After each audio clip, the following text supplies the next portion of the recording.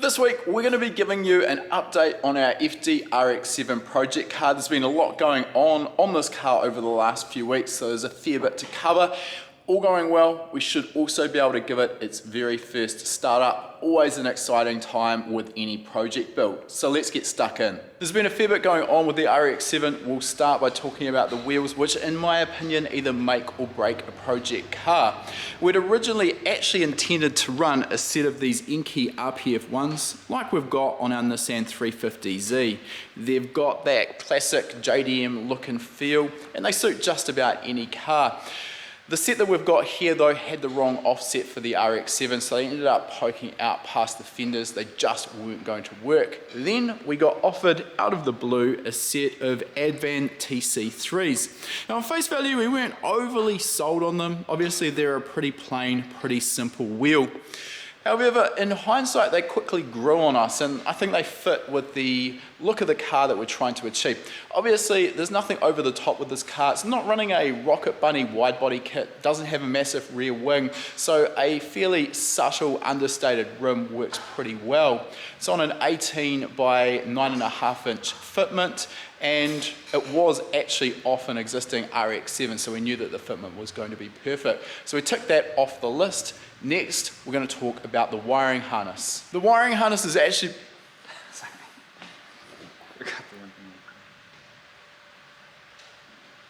Don't let me stop you.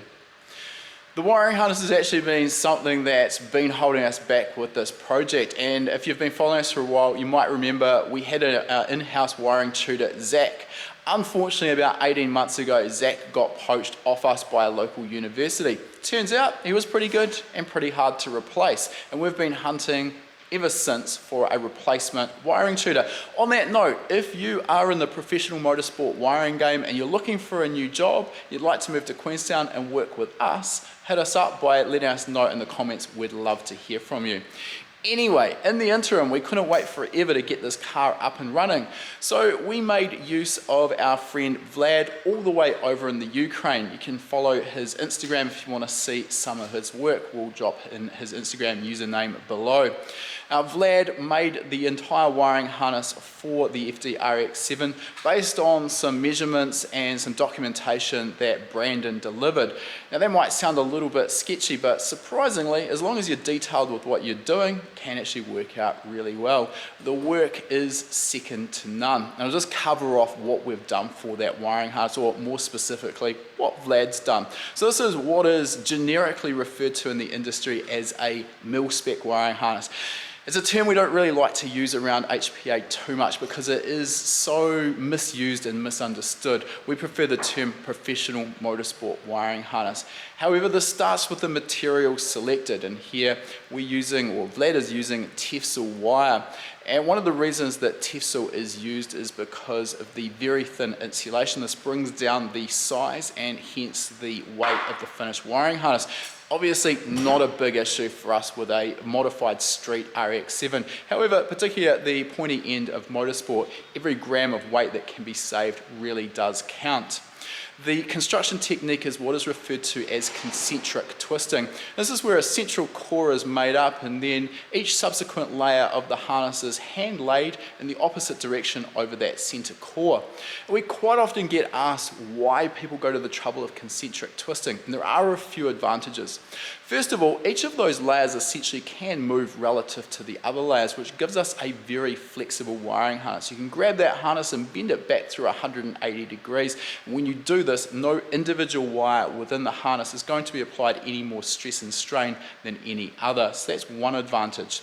The other advantage with this is it makes it very... Now, what's the other advantage? It's Monday. It's taking me a while. The other advantage with the harness is that when complete, it gives a very small cross-sectional area. And again, this is important in a tight engine bay to allow the harness to be routed around all of the components. And particularly when we're putting DR25 Raychem sheathing over the top, it really helps if you've got a nice circular finish to your harness, because this makes it easy to install the Raychem, and when it's recovered down using a heat gun, it looks nice. That's important too. Another aspect with a harness built to this specification is that it uses Autosport connectors, such as the connector on the bulkhead. And this allows the entire harness to stay stay on the engine. If the engine needs to come out for any reason, insert Rotary Reliability jokes here, we can simply undo that single connector at the bulkhead and the entire engine and harness can come out in one piece. This is actually a good point to just stop for a moment and talk about the supposed rotary reliability. And I know rotary engines have a bad reputation, but it's not entirely deserved. What we find is that most enthusiasts who get into rotaries think that rotaries are simple. Remember, they don't have as many moving parts as a piston engine, so obviously they must be easy. What this then means is that they feel that they can build their own engines in their back shed using a bent spoon, a screwdriver, a hammer, and a cold chisel. Surprise, surprise, rotary engines aren't piston engines. They require a few intricacies with tuning, and the way we approach the fuel and ignition timing is very different to a piston engine.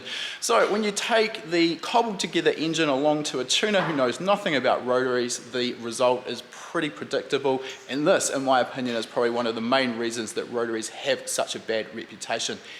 Back to the wiring harness. The other aspect with the harness is that all of the transitions, as well as the back of the Autosport connectors and the rest of the connectors, are covered by a heat molded boot, and these are also glued down with resin, and this helps protect the harness from the environments. Basically, it's sealed to moisture and to dirt and debris, and all of the components that have been used in this harness are resistant to all of the chemicals that we use in an automotive sense.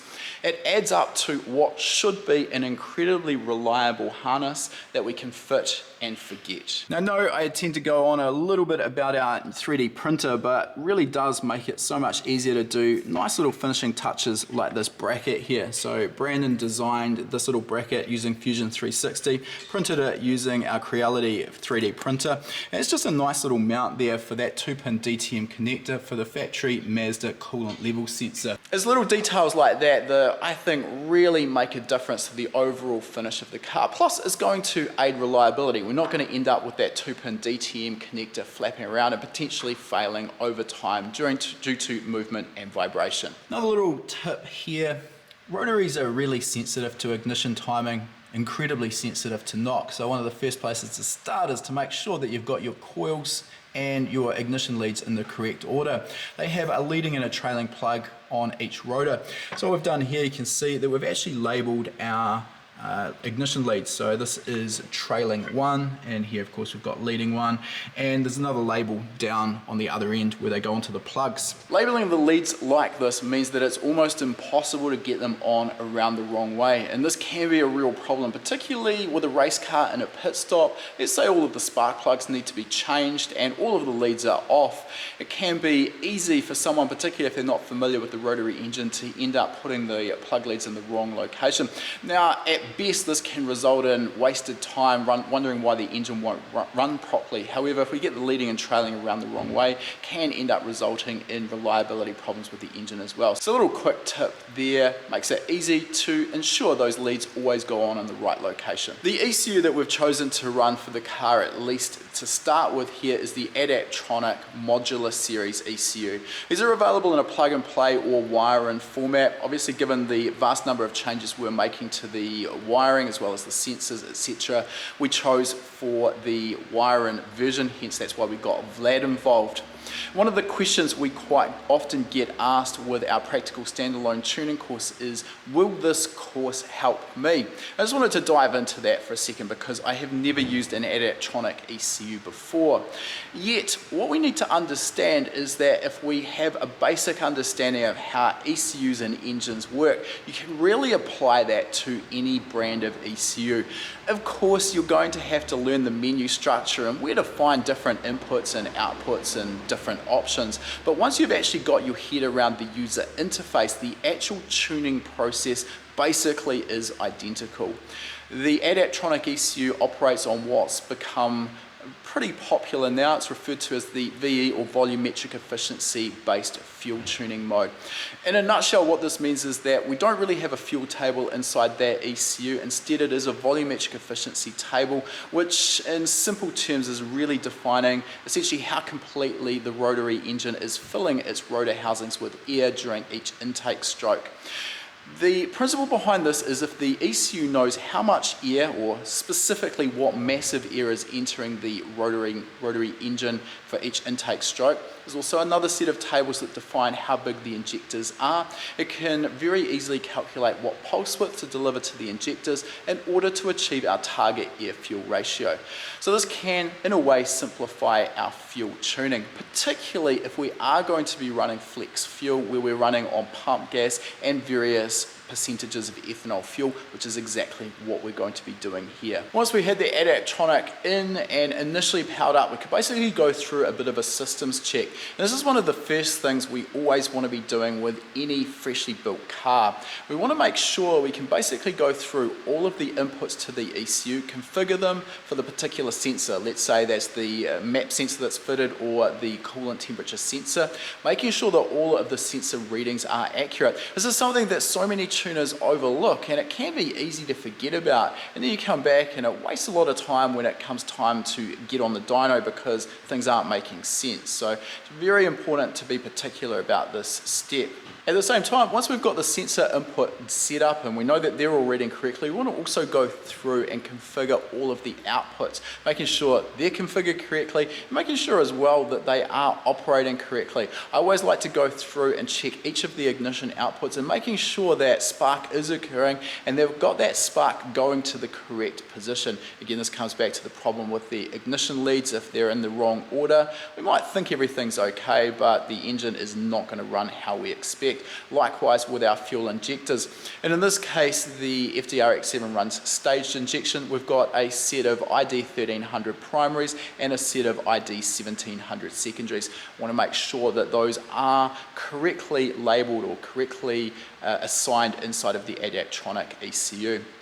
Another thing we want to check with the Adaptronic during our initial setup is making sure that it's getting a valid RPM and engine position signal. These both come from the reluctor pickup on the front of the eccentric shaft. There's two sensors there, and we can actually use the built-in scope function on the Adaptronic ECU to see the signal that is being delivered. This is quite important as well with a magnetic or reluctor sensor, because if we've got the polarity of those sensors around the wrong way, while we might be able to get the engine to run, what we're going to find is that as the RPM changes, we get what is referred to as timing drift, and this means that the timing on the laptop screen isn't going to match what we're getting at the engine. And again, with a rotary engine, this can quickly spell catastrophe, so we don't want that happening. Given that we've updated our RX7 to drive-by-wire, and we've covered that previously, this is one of the aspects we really wanted to nail down and make sure that this was all working correctly. And this involves setting up two sensors for the driver's foot pedal position and then just scaling them as we would normally between 0% and 100%. That part's pretty easy. Then we need to do exactly the same at the throttle body, and this is easiest to do with the drive-by-wire motor disabled, so it can't actually drive the throttle body open and close. We simply need to move the throttle between its fully closed and fully open positions, and again make sure that the two throttle position sensors are reading correctly. Once we had that all dialed in, we could actually test the drive-by-wire throttle and make sure it was working, and happy days, it did. Now there was one little hurdle to overcome here. Just getting the drive-by-wire up and running is one thing, but in order to get really accurate and fast response from the drive-by-wire motor, and obviously that's really important when we're talking about something as mission critical as the throttle, we also need to program the PID, or proportional, integral and derivative gains for the drive-by-wire motor. And at the moment, there isn't any functionality inside of the Adaptronic ECU to do that automatically. I couldn't find anything really suited to this, given that it's a fairly unusual setup that we've done, probably not something that a lot of people have done previously.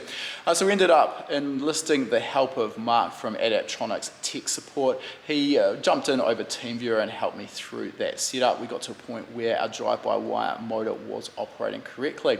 So at this point, pretty well everything's tested except for our fuel system.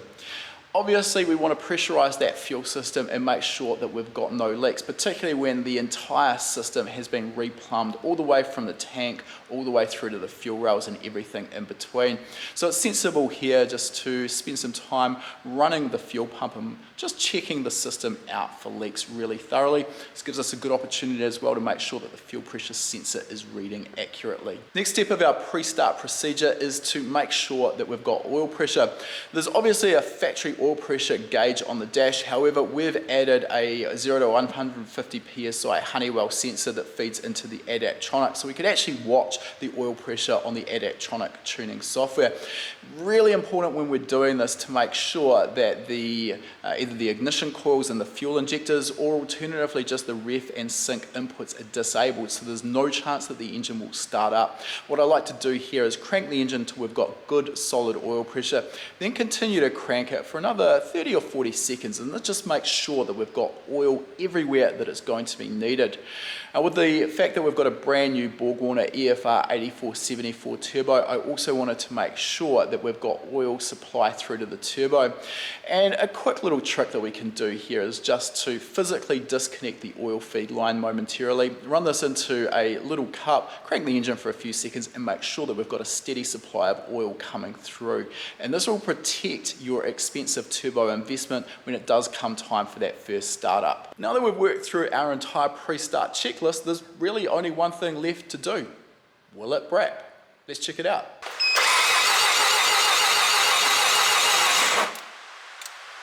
So at the moment we're just testing everything before the first fire up. So make sure we have fuel pressure, oil pressure, and just cranking it, see if we ref and sync. And yeah, so hopefully in a few minutes we'll see it start up for the first time. Try again.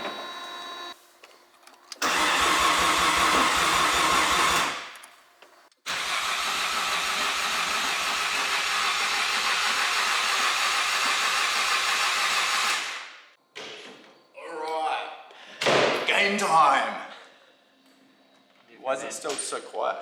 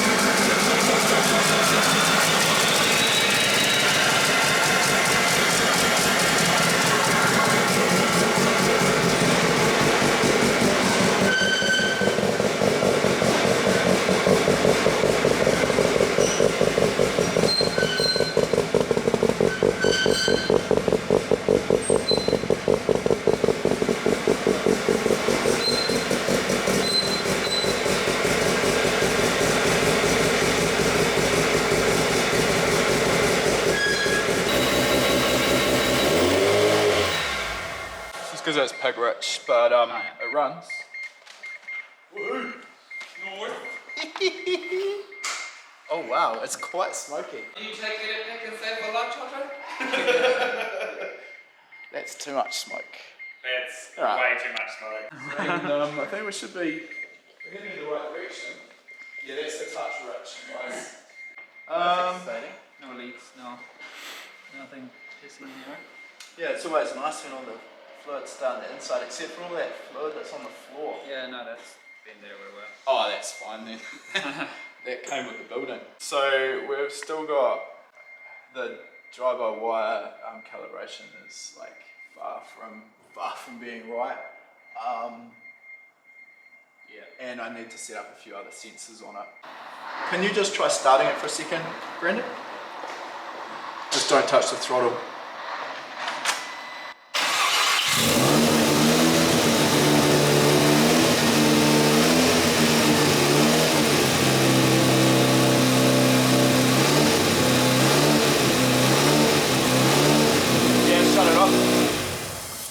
Yeah, okay, so there's a vacuum port on this side of the inlet manifold.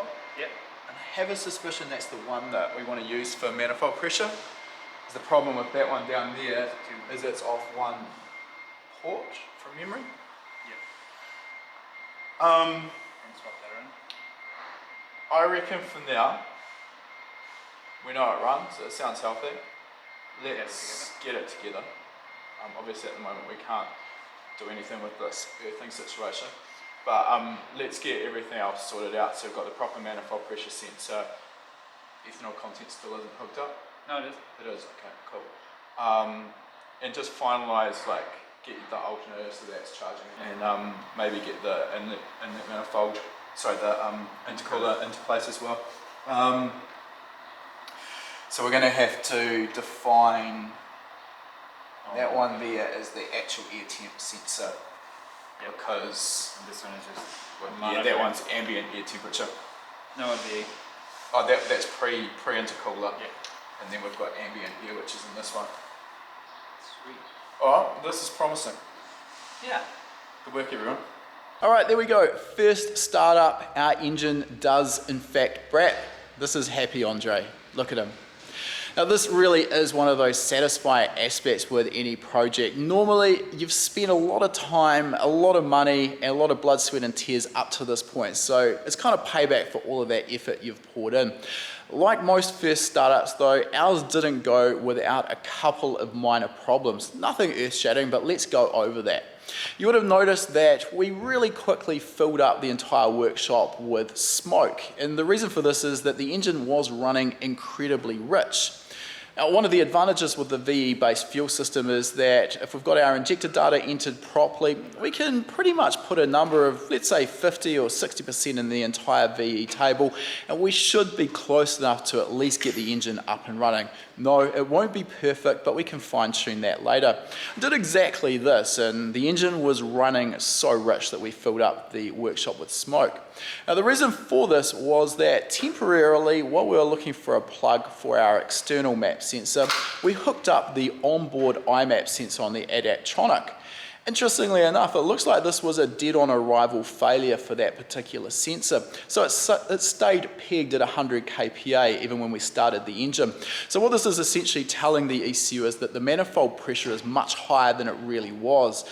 In this case, it pours in a lot more fuel to compensate. It only took a little bit for me to figure that out, but of course, during that first startup, there's a lot of things to watch. So initially, the manifold pressure sort of escaped my attention. Pretty quick and easy to sort out though, and as soon as we found that, we swapped to the exhaust manifold pressure sensor that's also on board, and we were up and running. Most disappointingly, a stock non-ported 13B Rotary starts to sound like it's got a massive, super aggressive bridge port as soon as we've got it running excessively rich. So straight away, we're all pretty happy. Knowing full well that the engine was standard though, this is another indication that something wasn't quite right. As soon as we leaned the air-fuel ratio out and got it where it should be, disappointingly, that ported pulse went away and it started sounding pretty flat, just like a normal rotary. Shouldn't be too disappointed though, it still sounds pretty great with that Vinnyfabs stainless steel exhaust system on it. So with our initial startup out of the way, we've still got a little bit more work ahead of us. We've got a little bit more wiring to finish off in the cabin to integrate with some of the OE electronics. We've got to get the intercooler back in and the pressure and temperature sensors connected up and all configured in the Adaptronic. Hopefully in the near future, we'll be updating our vlog with the car on our mainline Pro Hub dyno. And if you are interested in learning more about rotary tuning and the Adaptronic, once we've got that car tuned, it's going to form a full worked example that will be added into our practical standalone tuning course. We've got a library of worked examples in there that cover a variety of different engine types as well as ECUs, and we'll show you through the full HPA 10-step process that you can apply to tuning any engine on any ECU. If you've enjoyed this episode, please make sure you give us a thumbs up. If you've got questions on anything we've covered, feel free to ask them. And while you're at it, make sure you subscribe to our channel. This will make sure you don't miss any future episodes. Next week, we're going to be handing you off to Taz, and he's going to be giving you a tour of the HPA workshop. This is something we've been asked for a lot over the last few weeks, so we thought we'd show you what we've got here at HPA Labs.